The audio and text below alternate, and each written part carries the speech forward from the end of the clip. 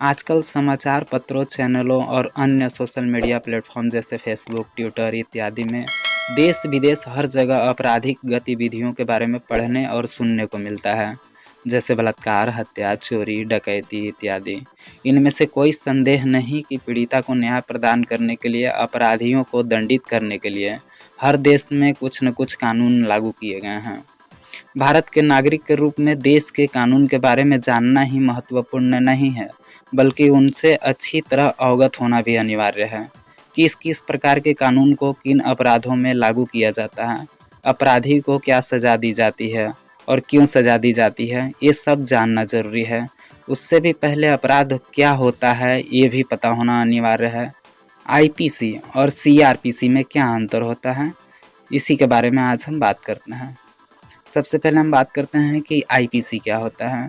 भारतीय दंड संहिता को इंडियन पिनल कोड, भारतीय दंड विधान, जो कि 1860 में बना था।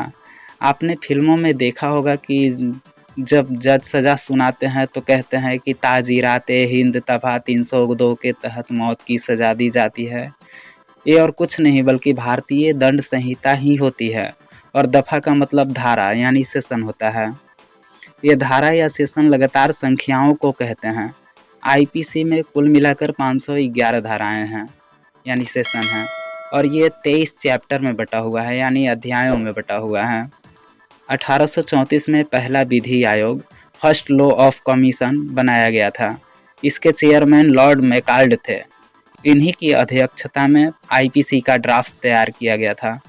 6 अक्टूबर 1860 में यह कानून संसद में पास हुआ और 1862 में यह पूरी तरह से लागू किया गया था। आईपीसी से बड़ा देश में और कोई भी दंडिक कानून नहीं है।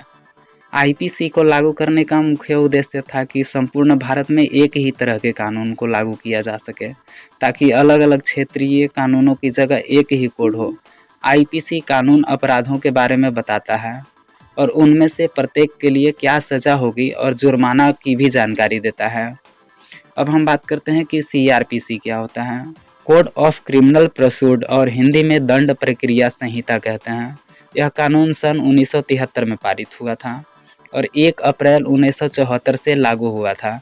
किसी भी प्रकार के अपराध होने के बाद 2 तरह की प्रक्रियाएं होती है जिसे पुलिस किसी अपराधी की जांच करने के लिए अपनाती है।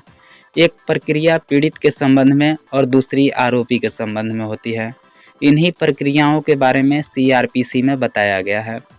प्रक्रियाओं का विवरण कुछ इस प्रकार है। अपराध की जांच, इन्वेस्टिगेशन ऑफ क्राइम, संदिग्ध के प्रति बर्ताव, ट्रीटमेंट ऑफ द सस्पेक्ट, साक्ष्य संग्रह प्रक्रिया, एविडेंस कलेक्शन प्रोसेस। आइए कुछ उदाहरणों से समझते हैं कि सीआरपीसी क्या होता है।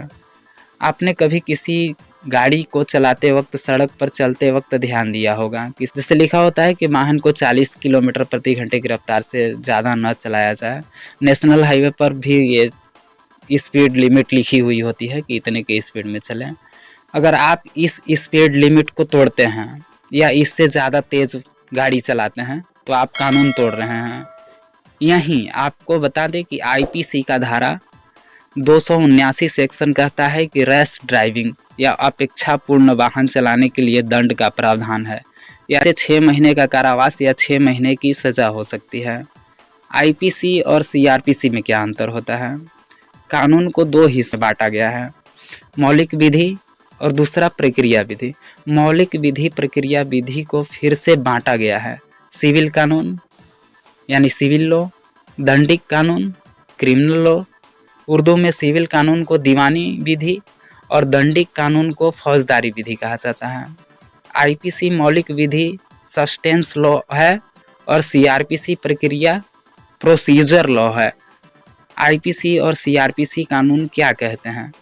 आईपीसी अपराध की परिभाषा कहती है और दंड का प्रावधान बताती है। यह विभिन्न अपराधों और उनकी सजा को सूचीबद्ध कराता है। वहीं सीआरपीसी आपराधिक मामलों के लिए किए गए प्रक्रियाओं के बारे में बताती है।